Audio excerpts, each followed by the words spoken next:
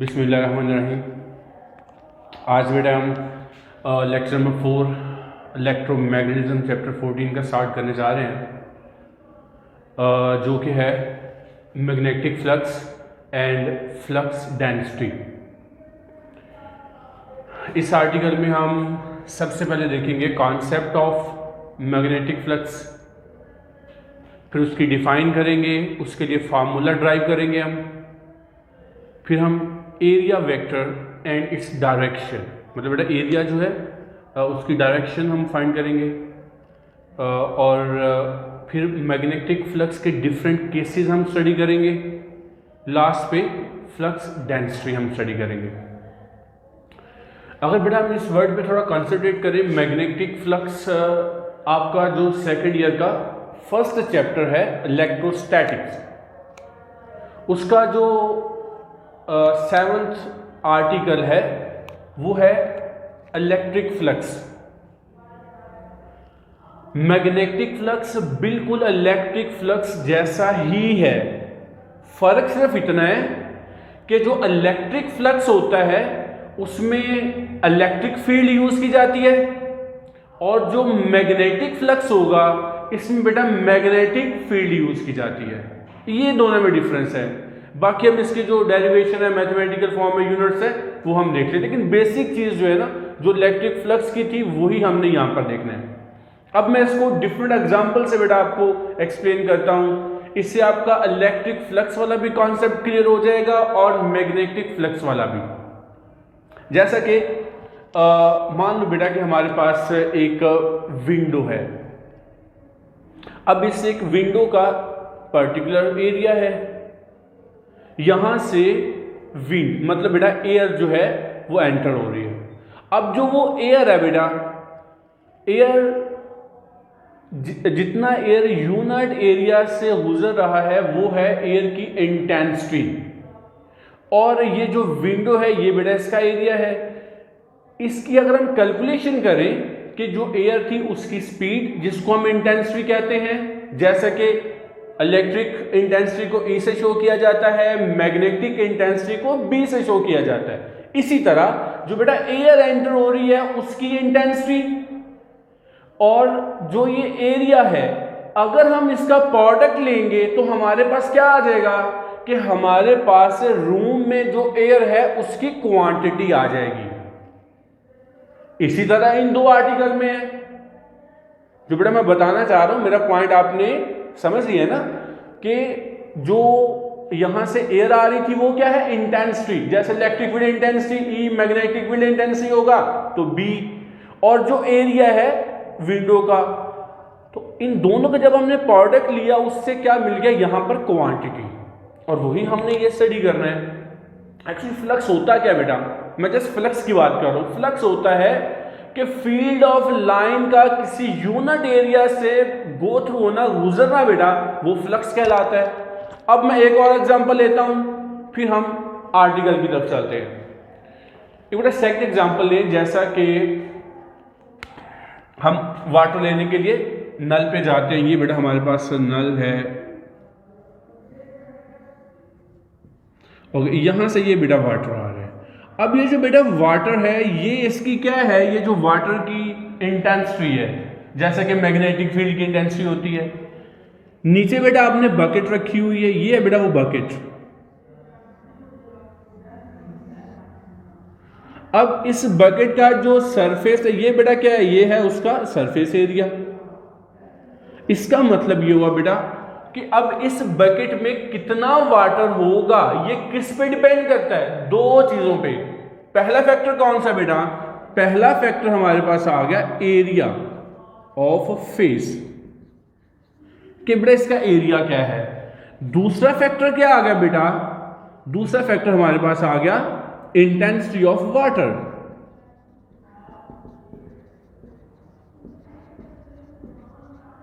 इन बेटा दो चीजों पे डिपेंड करता है कि हमारे पास इसमें कितना वाटर है। अब देखिए, अगर बेटा ये जो एरिया है, आपने बकेट अगर छोटा लिया हुआ है, उसका एरिया इतना बेटा हम कर देते हैं, कम कर देते हैं, तो इसमें वाटर कम स्टोर होगा। अगर इसका एरिया और बढ़ा देते हैं तो वाटर और ज़्यादा स्टोर होगा। इसी तरह इंटेंसिटी है बेटा, ये जो वाटर की इंटेंसिटी है, अगर हम ये कम कर देते हैं तो इसमें कम स्टोर होगा, अगर ज़्यादा इंटेंसिटी करेंगे तो इसमें वाटर भी क्या होगा, ज़्यादा स्टोर होगा। अब ये जो चीज़ बेटा हमारे पास आ गई है, इसमें जो क्वांटिटी है ये बेटा हमने स्टडी करना है। यही होता है फ्लक्स, चाहे हम इलेक्ट्रिक फ्लक्स की बात कर लें, चाहे हम मैग्नेटिक फ्लक्स की बात कर लें। क्या मतलब, अगर बेटा आपने इलेक्ट्रिक फ्लक्स देखना है तो क्या होगा, ये इलेक्ट्रिक फील्ड ऑफ लाइन, और ये क्या है, यूनिट एरिया। इस यूनिट एरिया से जितनी इलेक्ट्रिक फील्ड गुजरेंगी वो क्या कहलाएगा, इलेक्ट्रिक फ्लक्स। अगर ये मैग्नेटिक फील्ड ऑफ लाइन है तो बेटा magnetic field of line unit area से गुजरेंगे, उसको क्या कहेंगे हम, मैग्नेटिक फ्लक्स। ओके, तो ये था बेटा कॉन्सेप्ट ऑफ मैग्नेटिक फ्लक्स, के फ्लक्स होता क्या है। अब हम चलते हैं अपना मैग्नेट की तरफ कि अगर मैग्नेट फील्ड ऑफ लाइन है वो गुजर रही है तो उसको हम कैसे लेंगे। बिल्कुल बेटा इसी तरह जैसे मैंने आपको ये एक्सप्लेन किया, मान लिया कि ये बेटा हमारे पास क्या है, मैग्नेटिक फील्ड ऑफ लाइन है, ये बेटा मैग्नेटिक फील्ड है, ठीक है, जिसे हम बी से रिप्रेजेंट करते हैं। और उसके सामने क्या रखा हुआ बेटा, ये एरिया, ये बेटा सरफेस एरिया। अब जो सरफेस एरिया है वो परपेंडिकुलर है किसके, मैग्नेटिक फील्ड लाइन के। अब इस दो का जो प्रोडक्ट होगा बेटा हमारे पास, वो क्या आ जाएगा बेटा हमारे पास, फ्लक्स, मैग्नेटिक फ्लक्स। अब याद रखना है कि ये जो बेटा मैंने यहां पर एरिया ड्रॉ किया है, ये बेटा जो सरफेस एरिया है ना वो परपेंडिकुलर होना चाहिए फील्ड ऑफ लाइन के, लेकिन जो वेक्टर एरिया है वो फील्ड ऑफ लाइन के पैरेलल आएगा। इसको मैं अभी एक्सप्लेन करता हूं। पहले बेटा आपको ये पता चल गया कि मैग्नेटिक फ्लक्स क्या है, it is the combination of, it is the product of magnetic field and unit area. इनका बेटा हम डॉट प्रोडक्ट लेंगे तो हमारे पास क्या आ जाएगा, मैग्नेटिक फ्लक्स आ जाएगा। अब हम ये बेटा डेफिनेशन में चलते हैं।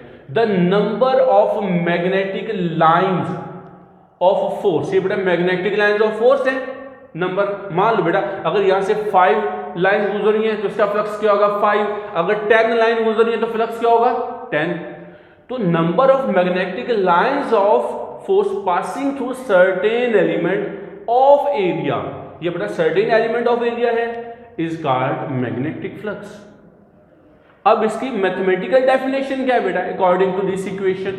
अब इस इक्वेशन के अकॉर्डिंग ये डेफिनेशन क्या है, ये क्या क्यों कर रहा है, the dot product of magnetic field and vector area, ये क्या बेटा, वेक्टर एरिया।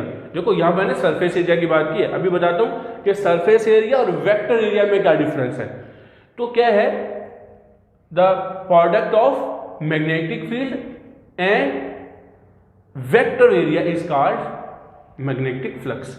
अब इसकी डेफिनेशन देख लो, magnetic flux through a plane area is defined as the scalar product of uniform magnetic field and vector area. अब बेटा uniform magnetic field क्या होती है, जब फील्ड ऑफ लाइन पैरेलल आ रही है ना बेटा, तो हम उसको मोस्टली जो यूनिफॉर्म मैग्नेटिक फील्ड कहते हैं। तो इसको बेटा देखिए, बी डॉट ए है, ये बेटा बी मैग्नेटिक फील्ड लाइन है, ये बेटा वेक्टर एरिया याद रखना है। जब आपको पता है कि डॉट प्रोडक्ट का मैग्नीट्यूड लिया जाता है तो क्या लिया जाता है, b into a cos of theta, cos theta बेटा लिया जाता है डॉट प्रोडक्ट के मैग्नीट्यूड में। अब थीटा क्या है, थीटा इज द एंगल, ये बेटा बहुत इंपॉर्टेंट पॉइंट है यहां पे समझने वाला। इसमें अभी एक एग्जांपल लेके बेटा प्रैक्टिकल एग्जांपल लेके आपको बताता हूं। थीटा क्या है, theta is the angle between magnetic field and area vector. बेटा मैग्नेटिक फील्ड का तो हमें पता है, साथ वो कह रहा है एरिया वेक्टर के दरमियान।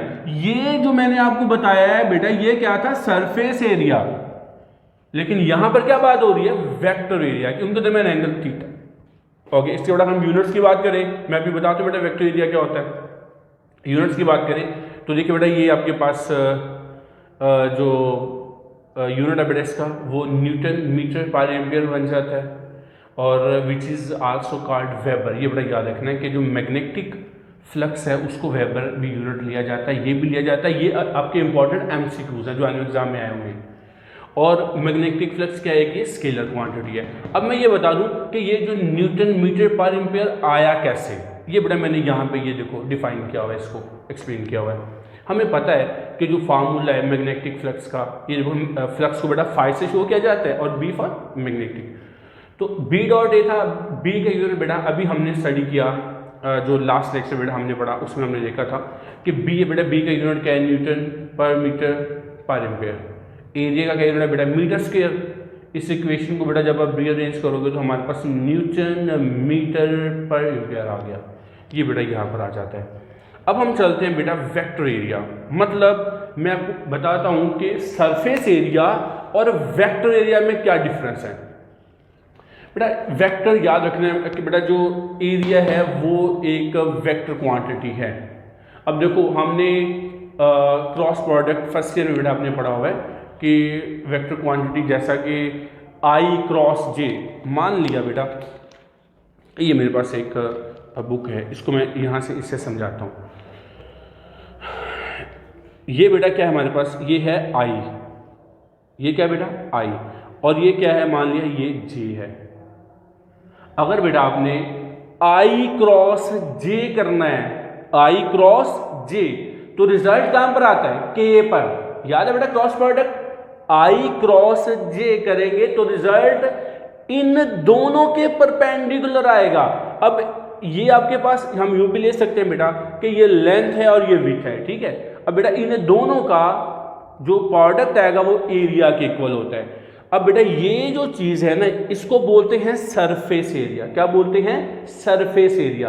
वेक्टर एरिया क्या होगा, जो सरफेस एरिया के परपेंडिकुलर हो, क्योंकि ये आई है और ये जे है। I cross J is equal to K, तो के क्या होगा, इस दोनों के परपेंडिकुलर, और इन दोनों का परपेंडिकुलर क्या होगा बेटा ये, ठीक है। ये जो सरफेस है, इस सरफेस के जो परपेंडिकुलर है वो बेटा है वेक्टर एरिया। क्लियर, एक होता है सरफेस एरिया, एक होता है वेक्टर एरिया। तो जो वेक्टर एरिया होता है वो सरफेस के क्या होता है, परपेंडिकुलर। मैं एक और बड़ा एग्जांपल लेके आपको समझाता हूं। देखो बेटा ये अम्ब्रेला है, इससे मैं आपको समझाता हूं। देखो बेटा मान लिया कि ये जो हमारे पास है ये क्या बेटा, इसकी सरफेस एरिया, ये क्या है सरफेस एरिया। मैंने क्या बोला है कि जो वेक्टर एरिया होता है वो सरफेस एरिया के क्या होता है बेटा, परपेंडिकुलर। ये सारे के सारा बेटा ये क्या है, ये है सरफेस एरिया। अब इसकी डायरेक्शन कहां पे है, इसकी डायरेक्शन है ये बेटा इसका हैंडल, ये है वेक्टर एरिया, ये क्या है सरफेस एरिया। और इस सरफेस एरिया के परपेंडिकुलर ये हैंडल आ गया बेटा, ये क्या बन गया है वेक्टर एरिया। ये बेटा इधर भी हो सकता है या हम इस तरफ भी ले सकते हैं। तो ये आपने याद रखना है कि जो वेक्टर एरिया होता है वो हमेशा सरफेस एरिया के परपेंडिकुलर होता है। अब हम बात करते हैं कि फ्लक्स के जो डिफरेंट केसेस आपने देखने बेटा, वो भी मैं इसी से समझाऊंगा आपको एक एग्जांपल लेके कि फ्लक्स कब मैक्सिमम होता है कब मिनिमम होता है। फ्लक्स का तो पता चल गया ना कि बेटा जितनी number of line unit area से गुजरेगी, अगर बेटा ज्यादा यूनिट एरिया से गुजर रही है तो फ्लक्स ज्यादा होगा, अगर कम गुजर रही है तो फ्लक्स कम होना है। अब मैं इसको ये एग्जांपल लेके समझाता हूं। देखो रेन में हम यूज करते हैं बेटा अम्ब्रेला। अब क्या होता है कि रेन, मान लिया कि अगर रेन बेटा इस डायरेक्शन से है, मतलब ये जो डायरेक्शन बेटा यहां से रेन आ रही है, ठीक है, ये डायरेक्शन है रेन का, तो हम क्या करते हैं, अगर बेटा ये डायरेक्शन है हम इस अम्ब्रेला को यूं बेटा ऐसे यूज करते हैं। क्या करते हैं हम ये बेटा इसमें करते हैं कि जो डायरेक्शन है रेन ड्रॉप्स का वो बेटा ये है।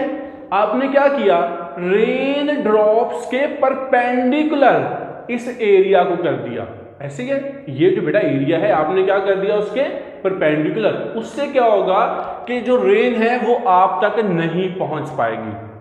बेटा रेन की डायरेक्शन क्या है ये, ठीक है। आपने अम्ब्रेला कैसे प्लेस कर दिया, ऐसे देखो जैसे बेटा प्लेस कर दिया, तो अब क्या आप तक रेन नहीं पहुंच पा रही, तो फ्लक्स क्या हो गया मैक्सिमम, क्योंकि मैक्सिमम जो बेटा रेन ड्रॉप्स हैं वो इस एरिया के साथ स्ट्राइक कर रहे हैं, जिससे क्या हो गया आपकी बचत हो जाती है रेन से। अब अगर हम देखें कि ये जो रेन है इसको बेटा रेन ड्रॉप्स को आपने मान लिया कि ये मैग्नेटिक फील्ड लाइन है। क्या है, मैग्नेटिक फील्ड लाइन। अच्छा अब इसको जरा हम इसी से कंपेयर करते हैं। ये मैग्नेटिक फील्ड लाइन बेटा आ रही है, हमने उसके सामने ये एरिया रख दिया ए। अब एरिया क्या है, ये एरिया की बेटा सरफेस है। अब ये जो सरफेस एरिया था, रेन इस तरफ है और ये क्या है इस तरफ, क्या एंगल बना, परपेंडिकुलर। जो बेटा सरफेस एरिया है और उसका ये मैग्नेटिक फील्ड से एंगल क्या बना, परपेंडिकुलर। लेकिन इस मैग्नेटिक फील्ड का वेक्टर एरिया से कौन से वाला एंगल बनेगा, जीरो। क्या एंगल बनेगा, जीरो, क्योंकि बेटा जो वेक्टर एरिया होता है वो सरफेस के परपेंडिकुलर है। देखो वेक्टर एरिया की डायरेक्शन ये है और रेन भी कैसे आ रही है, ऐसे, तो दोनों में एंगल क्या बन गया, जीरो। याद रखना है कि जब, अब ये बेटा दो तरह से आपसे एमसीक्यू पूछा जा सकता है। हो सकता है वो एमसीक्यू में आपसे पूछ ले कि सरफेस एरिया का पूछ ले, या वो आपसे वेक्टर एरिया का पूछ ले। आपने इस पे कंसंट्रेट करना है स्टेटमेंट पे, बिकॉज किसके रिस्पेक्ट में पूछ रहा है। अगर बेटा हम बात करें कि फ्लक्स कब मैक्सिमम होगा, मतलब कब ज्यादा से ज्यादा रेन इस पे फॉल करेगी, हम बच सकते हैं, तो हम ये, अगर बेटा हम सरफेस एरिया की बात करें, हम बोलेंगे सरफेस एरिया रेन ड्रॉप्स के परपेंडिकुलर होना चाहिए, ठीक है। अगर हम वेक्टर एरिया की बात करें तो क्या बोलेंगे कि ये जो वेक्टर एरिया है ये रेन ड्रॉप्स के पैरेलल होना चाहिए। वेक्टर एरिया रेन ड्रॉप्स के पैरेलल और सरफेस एरिया रेन ड्रॉप्स के परपेंडिकुलर। यही बड़ा सीन होता है मैग्नेटिक फ्लक्स के साथ। ओके, अब हम इसको बेटा यहां से समझते हैं, जो डिफरेंट केसेस हैं मैग्नेटिक फ्लक्स के। ये बड़ा पता चल गया ना आपको, वेक्टर एरिया क्या होता है और सरफेस एरिया क्या होता है। अब उसके बाद हम चलते हैं केसेस। पहला केस है मैक्सिमम फ्लक्स। अब जो मैक्सिमम फ्लक्स आपको बता दिया बेटा, उसमें क्या होगा कि ये मैग्नेटिक फील्ड ऑफ लाइन है और ये बेटा क्या है, ये अपने एरिया है। अगर बेटा देखो ये जो सरफेस एरिया है, surface area field of line के क्या है, परपेंडिकुलर। अब इस सरफेस एरिया की डायरेक्शन क्या होगी, या तो बेटा इस तरफ हो सकती है या इस तरफ। एंगल दोनों में क्या होगा बेटा, 180 आ जाए या 0 आ जाए। अगर इस तरफ होगा तो 180 एंगल बनेगा। 180 भी किसके इक्वल होता है, कॉस में, बेटा वो भी 1 के इक्वल होता है। अगर 0 होगा तो वो भी 1 के इक्वल होता है। ये देखो ना बेटा, ये है अगर हमारे पास, अब देखो यहां से क्या हो रहा है, ये फील्ड ऑफ लाइन आ रही है, ठीक हो गया। अब फील्ड ऑफ लाइन ये आ रही है, ये और इसका सरफेस ये बेटा क्या परपेंडिकुलर है, ज्यादा से ज्यादा लाइन इसमें से गुजर सकेंगी। लेकिन इस एरिया का वेक्टर क्या है, वेक्टर एरिया क्या, वो बेटा इधर है, इस तरफ है। इसका मतलब है एरिया वेक्टर बेटा ये है और ये फील्ड गुजर रही है, दोनों में बेटा एंगल क्या है, 0। तो इसलिए बेटा यहाँ पर आपने cos 0 पुट कर दिया तो ये बेटा वैल्यू आ गई। अब आपको पता चल गया कि यहाँ पर cos 0 1 के, अब क्योंकि बेटा ये जो बी मैग्नेटिक फील्ड और ये एरिया बेटा क्या था, ये था वेक्टर एरिया। तो वेक्टर एरिया और मैग्नेटिक फील्ड में एंगल आपने देखना है, तो बेटे क्या आ जाएगा, 0 आ जाएगा। तो फ्लक्स क्या होगा, मैक्सिमम। इसी तरह बेटा हम मिनिमम फ्लक्स की बात करते हैं। अब मिनिमम फ्लक्स से क्या मुराद होगा कि ये फील्ड ऑफ लाइन जा रही है बेटा, देखो ये फील्ड ऑफ लाइन है। अगर मैं इसको यूं प्लेस कर देता हूँ ऐसे, देखो ये फील्ड ऑफ लाइन ये है बेटा, इसमें से कोई भी लाइन नहीं गुजर सकी। अब ये सरफेस एरिया है, इसका वेक्टर एरिया क्या है, ये वेक्टर एरिया ऊपर की तरफ है, ठीक हो गया बेटा। अब वेक्टर एरिया और फील्ड ऑफ लाइन में एंगल क्या है, 90। तो इसी को बेटा आपने यहां पर देखो ये प्लेस कर दिया, ये बेटा सरफेस एरिया था, ये उसका वेक्टर एरिया बन गया आपके पास। अब दोनों में एंगल क्या बना बेटा, 90 का। तो वो बेटा जब हम प्लेस करेंगे तो फ्लक्स क्या हो जाएगा, मिनिमम। जैसा कि मैं ये कह लूँ कि ये जो बेटा एरिया था ये वाला बकेट का, अगर मैं इसको बकेट का एरिया इस तरफ ऐसे बना दूँ, देखो इसका बेटा ये आपके पास क्या बन गया है, एरिया की डायरेक्शन बेटा ये है और ये देखो फील्ड ऑफ लाइन ये है। अब कोई वाटर इसमें जा सकेगा, नहीं जा सकेगा ना। इसी तरह बेटा इसमें कोई फ्लक्स नहीं आएगा, ठीक है, ये 0 हो गया।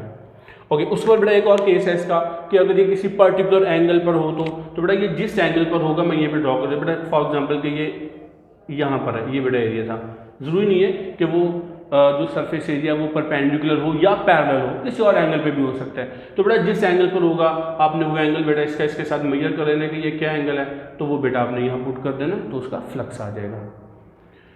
ओके, उसके बाद हम चलते हैं बेटा कि जो इसका सेकंड पार्ट था, फ्लक्स डेंसिटी। बेटा फ्लक्स डेंसिटी इसको मैग्नेटिक इंडक्शन भी बोलते हैं, और मैंने इसको जो आपको बेटा बताया था मैग्नेटिक फील्ड स्ट्रेंथ, जो लास्ट आर्टिकल में मैंने आपको तीन जो बेटा इसके जो बताए थे कि तीनों की जो डेफिनेशन है वो सेम आती है। मैग्नेटिक फ्लक्स इंटेंसिटी है, मैग्नेटिक इंडक्शन है, या फिर मैग्नेटिक जो हमारे पास था फील्ड डेंसिटी बेटा आ जाता है। ओके, इसके बेटा डेफिनेशन क्या है, इसको डिफाइन ये किया जाता है डेंसिटी को या इंडक्शन को कि यूनिट एरिया से जितना फ्लक्स बेटा गुजरता है, इसका जो फ्लक्स है पर यूनिट एरिया, उसको हम क्या कहते हैं, डेंसिटी। द मैग्नेटिक फ्लक्स, क्या बेटा, मैग्नेटिक फ्लक्स की जितनी लाइन गुजरी 10 या 15 पर यूनिट एरिया, एक यूनिट एरिया से surface perpendicular to the magnetic field. क्या बात कर रहे हैं बेटा, एरिया ऑफ सरफेस। देखो यहां पर एरिया, ये बेटा है सरफेस एरिया, सरफेस एरिया इसके क्या है, परपेंडिकुलर, लेकिन वेक्टर एरिया इसके क्या है, पैरेलल। तो उसने क्या किया, सरफेस एरिया क्या होना चाहिए, perpendicular to the magnetic field होना चाहिए। Is called magnetic flux density. तो बेटा इसको आपने यही क्वेश्चन जो है, क्योंकि बेटा ये बी क्या शो कर रहा है, मैग्नेटिक फ्लक्स डेंसिटी है। अगर बेटा आपने ये फाइंड करना है, ये आपको ऑब्जेक्टिव है, इसको उधर रखिए, ये बेटा इक्वेशन इधर जाके ये क्या कहलाएगा, मैग्नेटिक फ्लक्स डेंसिटी। अब इसके यूनिट पे चलते हैं। तो फ्लक्स का यूनिट बेटा हमें पता है, अभी हम यहाँ पे ये देखा है, ये बेटा फ्लक्स का यूनिट क्या आता है, न्यूटन मीटर पर एम्पियर, ये बेटा आपने पुट कर दिया। और एरिया बेटा जो है उसका यूनिट मीटर स्क्वायर होता है। तो जब इसको बेटा हम फाइनलाइज करते हैं तो हमारे पास ये आ जाता है न्यूटन पर एम्पियर पर मीटर। इसको बेटा वेबर मीटर स्क्वायर भी बोलते हैं, याद रखना। और ये टेस्ला के इक्वल भी होता है। ये बहुत इंपॉर्टेंट बेटा एमसीक्यूज है इसके। अब हम ये प्रूव कर देते हैं कि वेबर मीटर स्क्वायर टेस्ला के इक्वल कैसे होता है। ये बेटा वो प्रूव है यहाँ से यहाँ तक, क्योंकि ये इसे वेबर मीटर स्क्वायर भी बोलते हैं और टेस्ला भी बोलते हैं। तो हमें पता है बेटा weber metre square is equal to tesla आपने प्रूव करना है। इस क्वेश्चन को हमने यहाँ पुट किया। देखो बेटा वेबर की क्या वैल्यू है, वेबर किसके इक्वल है बेटा, मैग्नेटिक फ्लक्स की। उसकी वैल्यू क्या है, न्यूटन मीटर पर एम्पियर। और बेटा ये क्या था, metre square, as it is बेटा आपने ले लिया।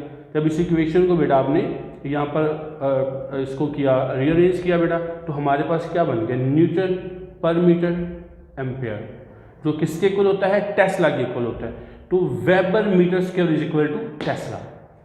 उम्मीद करते हैं बेटा आपको बहुत अच्छे से पता चल गया होगा।